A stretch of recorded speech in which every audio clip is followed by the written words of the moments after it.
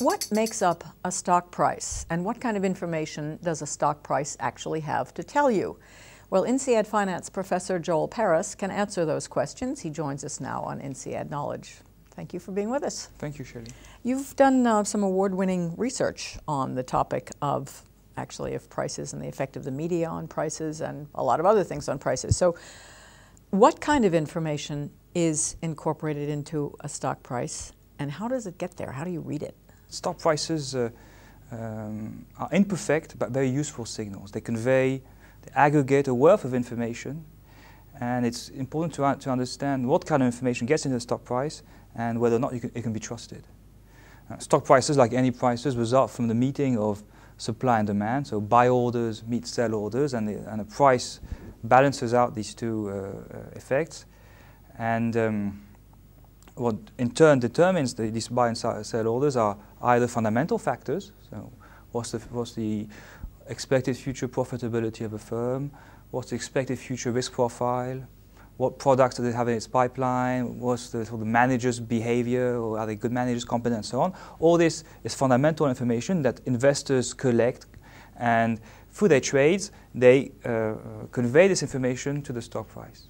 But the stock price also reflects what economists call noise. That is, factors that influence their demand for the stock, their buy and sell orders, that are not related to fundamentals. You may have some shifts in your appetite for risk. You may have, or you may simply make some errors as an investor. You know, be subject to some fads, be driven by what people famously call animal spirits. So all these factors need not be related to the fundamentals, but they do drive investors' demands and supply for assets, and therefore the stock price. Your impact of the media coverage, you've looked primarily at the print media. I've studied the role of the mass media in financial markets.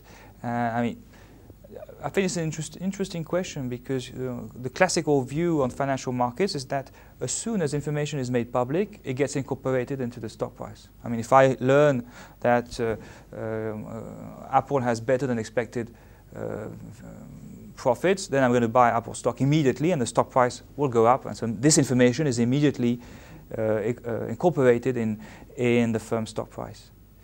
And in practice, it turns out that information is really gradual, and information gets only gradually capitalized into the stock price. With a colleague of mine, we've studied the return on stocks that were in the media compared to the return on stocks that were out of the media. And so we form from portfolio. Every month we look at stocks, whether they, when I say the media here, we looked at the print media, so the four journals, newspapers that are published in the US, the Wall Street Journal, New York Times, Washington Post, and USA Today, and we look at whether a firm is covered in the media in a given month, and then we look at the return on that stock in the following months, from months 1 to month 12 following the coverage of the media, and we compare the return for stock in the media to the return of stock that's not in the media.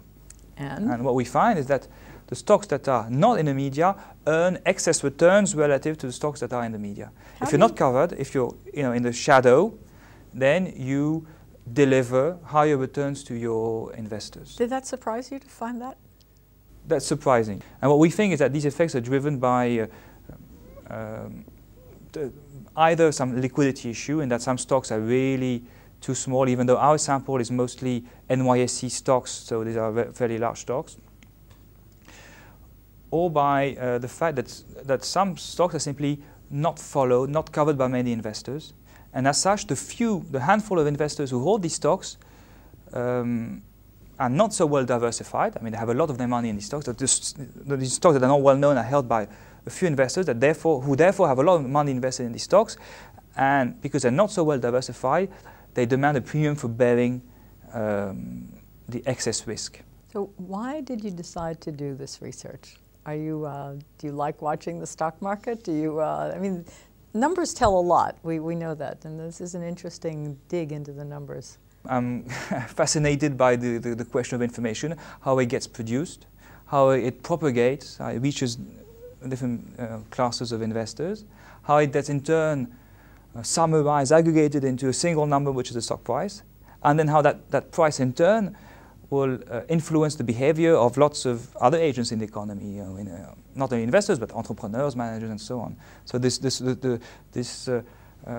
flow of information from someone who digs it all the way to someone who uses it, I think, is a fascinating question. Thank you very much, Joel Paris, for being with us on INSEAD Knowledge. Thank you, Shelley.